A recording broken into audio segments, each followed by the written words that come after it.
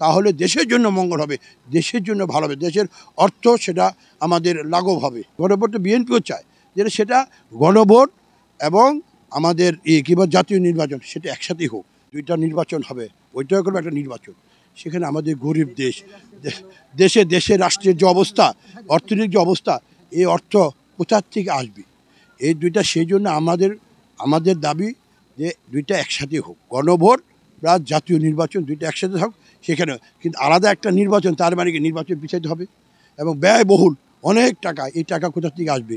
তার মানে তাদের উদ্দেশ্য খারাপ, নির্বাচন দেখা গেলে এই জিনিসটা থেকে তাদের সরে আসতে হবে।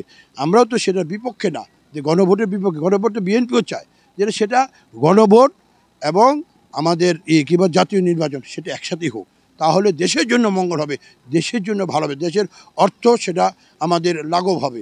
এটাই আমাদের বক্তব্য। ধন্যবাদ।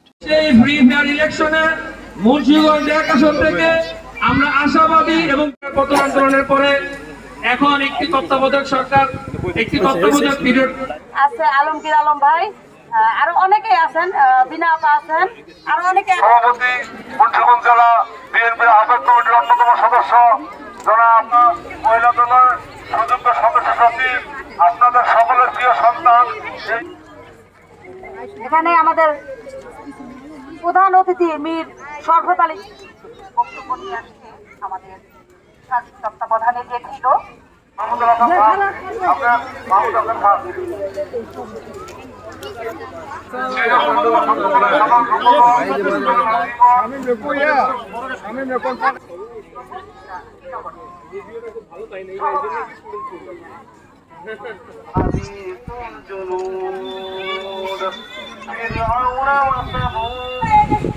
চলে গেছে।